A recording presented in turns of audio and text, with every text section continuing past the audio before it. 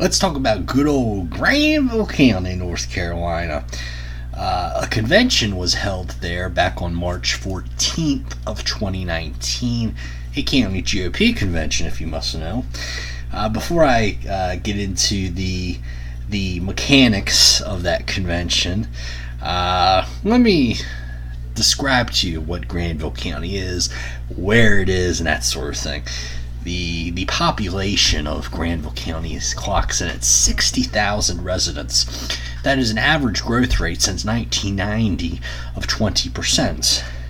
Now, why is it growing at a pretty good rate? Well, because just south of Granville County is Wake County, which is Raleigh. So Granville County serves as a ex-urban county of the Raleigh metro area. It's also in 3 river basins: the Neuse, the Roanoke, and the Tar. And Falls Lake shares its southern border of Granville County with Wake County. And if you're on the northern border of Granville County, you are in the Commonwealth of Virginia. In terms of politics, Granville County recently, or over the last 30 years or so, has been a Democrat-leaning county. In other words, the presidential nominee for the Democrats has won by an average of about 5 points. However, in the last election, 2016, Donald Trump won this county by 2%. Also, Ronald Reagan won this county George W. Bush won this county in 2004. Ronald Reagan won this county in 1984, and Richard Nixon, in the legendary landslide of 1972, also carried Granville County. Now, I have to tell you that this convention, for being such a small county, was very well organized. Very, very well organized. When I came into the courthouse building there in Oxford, North Carolina, they had the lobby. You had your registration table on your right, and on the left side of the room you had a bench, and on this bench you had stack after stack of paperwork that anybody can grab. This is not just limited to your delegates. I mean, anybody could come and get this information, and it really helped us guests as well as the candidates that were there that run for office to know what the heck goes on at this county convention. It's very good. Of course, registration was very orderly too. There was no fee for guests. If you're a guest, I think you got a name tag and you got to sit in the jury box at the courthouse there, which is really cool, I thought.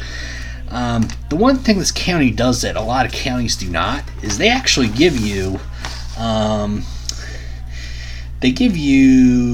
instruction sheet for how to do precinct meetings.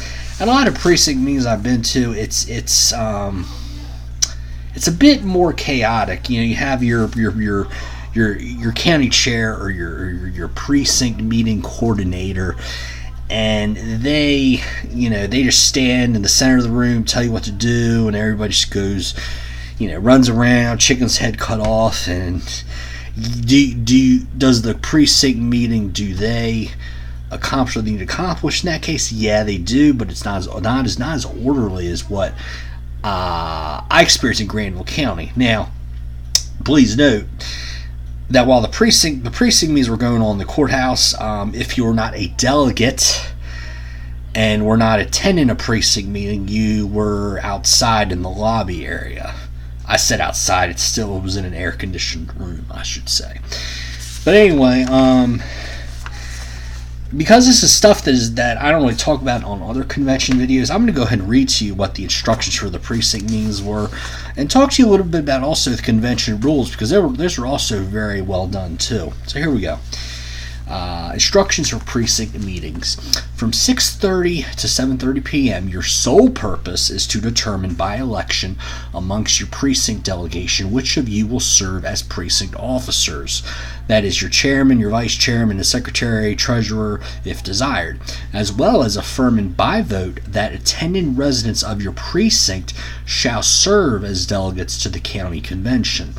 If the size of your precinct's delegation is exactly equal to or less than the number of authorized delegates that your precinct may send to the county convention, all members of your precinct delegation are automatically deemed to be affirmed as voting delegates to the Granville County Republican Convention. If your number of potential delegates exceeds the amount of delegates authorized for your precinct, the party secretary will alert the precinct delegation of this situation. And the notified precinct delegation will nominate and elect those whom wish to serve as delegates. The remainder may be confirmed as non-voting alternate delegates from the precinct to the county convention. Report the results of these proceedings to the party secretary prior to 7:30 p.m. To nominate delegates from among county convention delegates to the district and state conventions, names of individuals wishing to serve in this capacity shall be submitted to the party secretary at the time of credentialing to the county convention and shall be deemed to be nominated as delegates to the district and state conventions. Confirmation of nominees will then be accomplished by majority vote in the course of the county convention.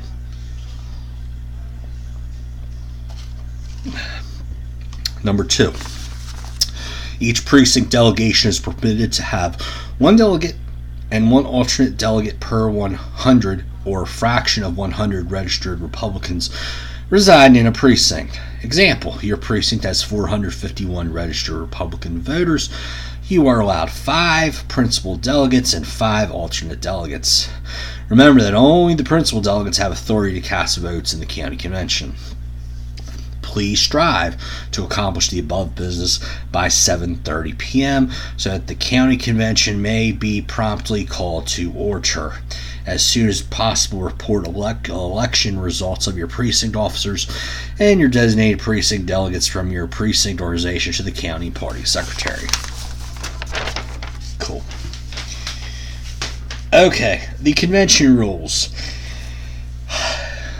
A lot of times what county parties do, and this is perfectly fine, they just cut out the section of Robert's Rules of Order that pertains to conventions and do that and copy and paste to a Word document and then print them out and have them for the people at convention. But what Granville County decided to do was they took the rules in Robert's Rules of Order and they summarized them in a way that's very effective, and it's a lot easier to read than what Robert's Rules of Order has to say. So here we go. The convention rules for the 2019 Granville County Republican Party Convention. Let's see. It has dates and times, but here we go. Let's see. The convention shall convene with a call to order at 7:30 p.m. Credentialing of delegates and precinct meetings shall commence at 6:30 p.m. and will close at 11 p.m. So hey, there you go. I mean, they're letting the convention can run up to 3.5 hours. Which hey, I'm a big fan of letting the convention play out, not being rushed or having a deadline. I should say, let the convention play out how it's going to play out. Let things flow naturally. Good job by Granville County on that one. Okay, let's see. Skip number 2. Skip number 3. Let's see. Number 4. A delegate must be a Granville County registered Republican voter verified by the credentialing committee.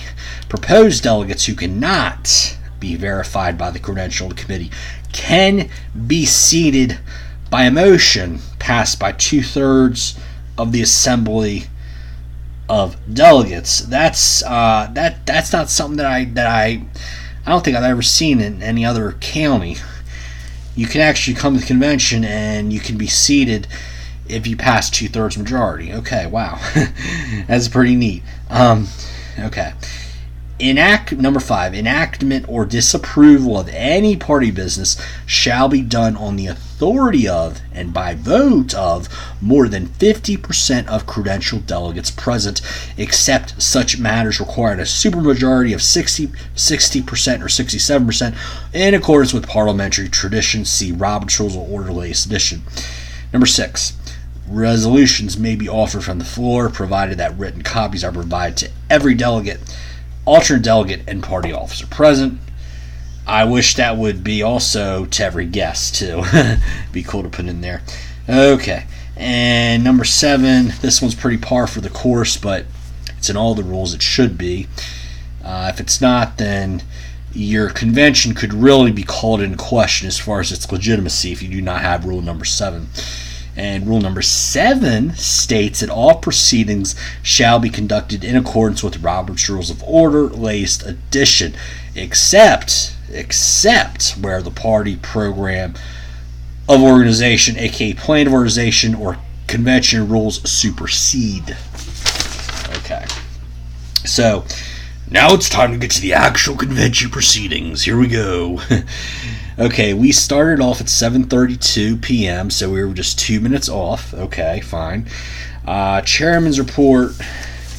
The guy's first name is Floyd. I forget his last name, but he did a very good job of keeping things moving at a not necessarily a fast pace, but not necessarily a slow pace either. He kept the atmosphere very relaxed, which for a convention can definitely be a very good thing. And the chairman's report, he said, great turnout at this convention, but there were only two other conventions on the schedule too, so that might have something to do with it. And they were both in the far eastern part of the state as well. He said, even though we're in 2019, when the election is still over 18 months away, it just feels like we're really staring 2020 right in the face. He said Granville County, a lot has changed, and a lot has changed for the good over the last 10 years. If you go back 10 years ago, they had just one county commission seat that was a Republican. Now, in the 2016 election, there were now 3 county commission seats, and it should be noted that in the state of North Carolina, 6 counties flipped from Obama to Trump in that particular election.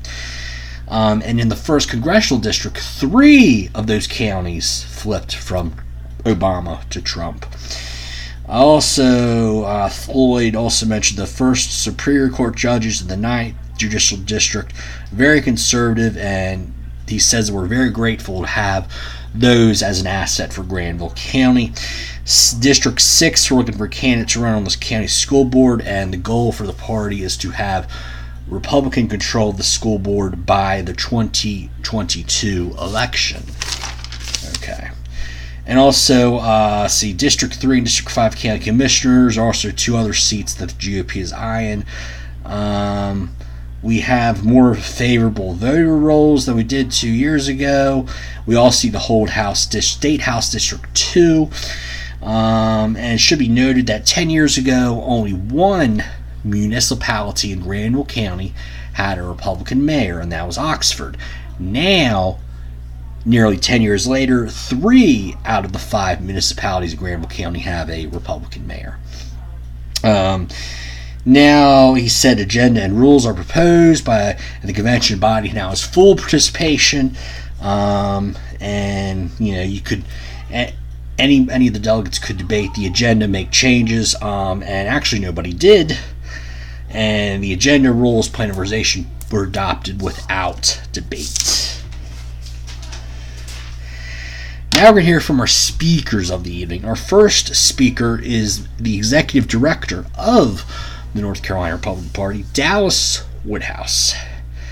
And he says that he really encourages everybody to come to the state convention in June in Concord, second weekend. The Trump 2020 re-election campaign has a lot of important business they want to accomplish. And also he says the voting gadgets. These are like your little, well, cell phones, kind of a poor example, but one of those little handheld devices that you if you want to vote yes, you hit the red button. If you want to vote no, you hit the green button on the right. But he says that 137% more business was done in 2018 versus 2017 because of the voting gadgets. Because in the past you would take a vote and you had a voice vote, and if that failed, you had to take a stand-in vote, and then you have to bring in tellers, close the doors. But this one, you hit a button, boom, there's your results. Okay. He says that don't forget about the executive committee meeting on that Sunday, June the 10th. And Dallas Woodhouse also gave her an update on Robin Hayes, who is recovering from hip replacement surgery. Mr. Woodhouse also stated that the vice chair position that Michelle Nix stepped down from back in February, this position is going to remain vacant until the convention in June, which is kind of odd because let's go back 3 years ago. Hassan Hornet got fired from his job as state chairman by the executive committee 1 week before the state convention of 2016. Now, what happened at that executive committee meeting was a replacement for chairman was picked and voted on right away, instead of doing what would have been the better thing, which would have been to let the state convention delegates vote on a new chair instead of just the executive committee. My 2 cents on that. And the Granville County Chair, Mr. Floyd, asked a very good question about these voting gadgets. He said, is there transparency with electronic voting? And Mr. Woodhouse said that yes, these are password-protected devices. And, every delegate that is credentialed at the state convention gets a handheld device. It's password protected. Only the delegate knows password. But these machines have been tested and vetted at a lot bigger state conventions. They've been used at a lot, other state Republican conventions like Iowa, for example. So they've definitely, Mr. Woodhouse said that they are definitely battle ready for the North Carolina Republican Convention. Okay, so now Deborah Cochran, who's run for lieutenant governor, spoke, and I've talked about her many times before. Her speech is very good. It's also very repetitive, though, and I'm not going to repeat it, but it is very good. Jim Womack, run for state GOP chair. My homeboy, Jim Womack. He said the state infrastructure for candidates needs to be a lot better. We cannot leave candidates hanging out to dry. We lost court races in 2014 and 2016 because of these shenanigans. Mr. Womack is a military officer, and he knows how to plan and win, more importantly. In Lee County, as the county GOP chairman, he gave every candidate run for office $1,000, and he won every single race in Lee County, except for one school board race where the candidate basically was lazy and did not campaign. Now he said in Lee County, the Democrats still outnumber us, but he said the Republicans outwork them in that county, and it's really starting to show. This, a few years ago, Lee County used to be an afterthought to Republican. It used to be a dark blue county, and now it is going from blue to purple, and now it's starting to shade violet. And if you look at the trajectory, it looks very favorable for the Republican Party in Lee County, and it should be turning red probably for the next 3 to 5 years or so, is my prediction. Next on the agenda, State Auditor candidate Sammy Webb.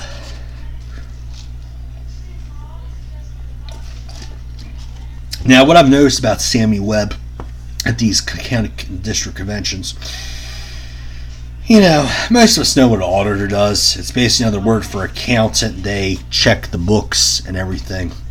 They check to make sure that if you spent $20 million widening a highway, in the state budget actually says $20 million highway widening project, sort of thing. But Sammy Webb, what he does in his speech is he really puts together a good sales pitch, not just for himself, but for the whole party. He says, the state says the GOP, we have to state the case for the GOP.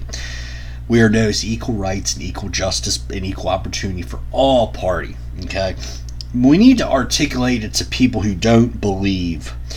And in North Carolina, at the legislature, the GOP legislature removed the caps on charter schools. Now, why is that important? Well, there are two academies, the KIPP Academy, with locations in Northampton County and Halifax County. Even more significant is both these counties are predominantly black. Okay, so you know how the Dems like to play the race card, and charter schools are just for old, rich, wealthy white people. Well, when you look at the KIPP Academy in Northampton, Halifax County, nothing could be further from the truth. Excuse me, folks, my allergies are killing me. Okay. Washington Post likes to make a claim of charter schools, and they try to mislead the public. Another one is a charter school in Halifax that is just for an Indian tribe there too, and that was created again thanks to the Republican-led legislature lifting the cap on charter schools. Also, thanks to the reforms in charter schools, there's been a 17% increase in high school graduation rate among African Americans, 27% increase in the bachelor degrees obtained, 39% in master's degrees. Oh yeah, and by the way, 99% of people pay less or even pay zero in income taxes since the 2013 Tax Reform Act, which was proved passing a law by the GOP-led state legislature. And also, another one, let's put another ice on the cake. 4 consecutive years of budget surpluses, which means when you have budget surplus, guess what? You don't have to worry about cutting the budget. You don't have to worry about raising taxes, cutting services. It's all good, okay? Next on the agenda, we have Mr. Ronald Pierce from Charlotte. He's run for state insurance commissioner. And new information here. He mentioned he's from Cleveland. I actually thought he was from New York, but he's from Cleveland. He has a northern accent, but yeah, I was a little bit off on where he's from. Says, look, I hate corruption. He's a general contractor, specializing in disaster relief. Let's see. And so, yeah, he's in construction, but mainly he knows insurance laws. He knows how people should be treated after their house gets flattened by a hurricane, right? Okay. Chairman then said that it should be noted that the candidates who usually visit Granville County win at least their primary elections. It should be known that Mark Johnson, his wife, visited here, and he won his election. And of course, he won Granville County too, even though Rosemary Stein is better known in the area, won his primary election. Okay, and now we have Catherine Whiteford for running for the chair of the state YR chapter. She says that she had a 5% increase in her state house district over in 2018 from 2016, even though her district got more blue.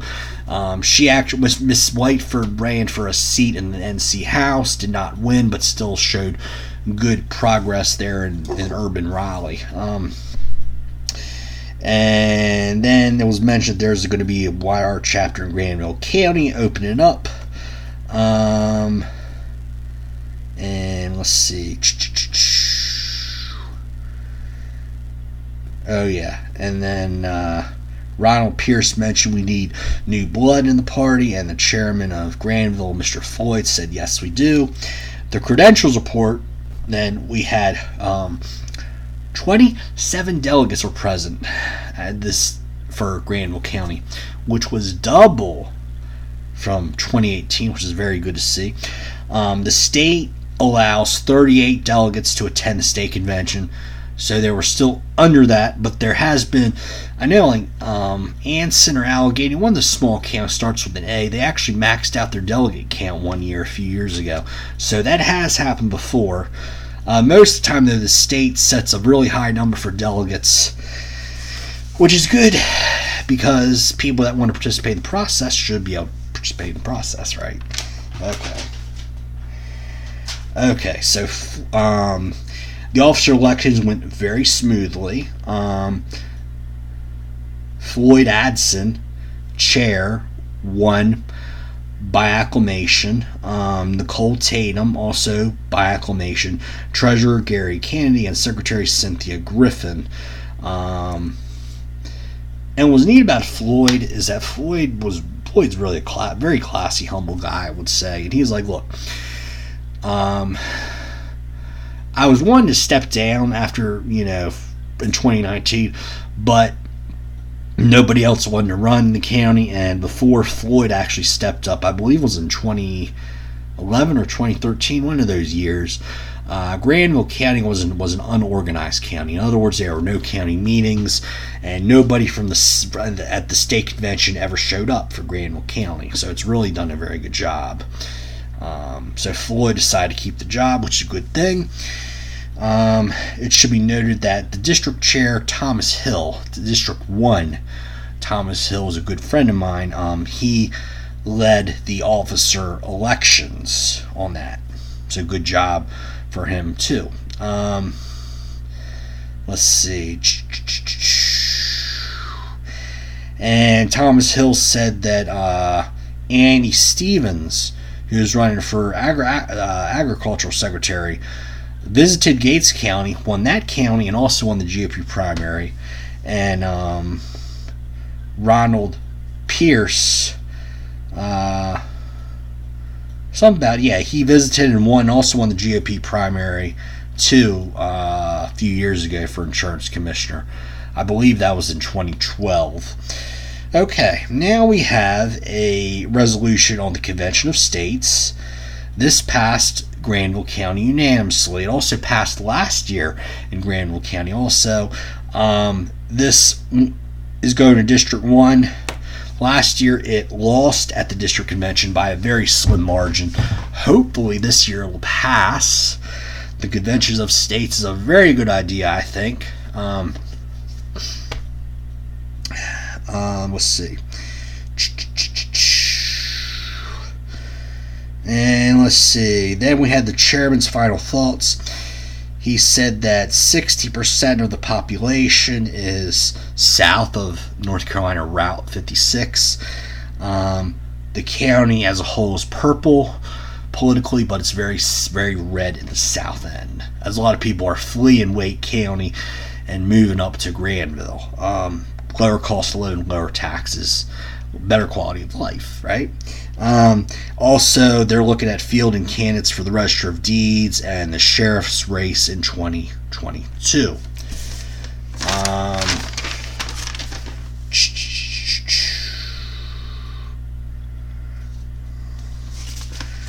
And so we got a plan organization, we got a resolution, agenda, lots of good paperwork here from Granville County. Thanks to Floyd Adson for his leadership and good job organizing the convention. One more announcement for District 1. The District 1 convention. The cost is $20 registration fee. It'll be on April 27th at the Deadwood Park, which is up near Wilmington.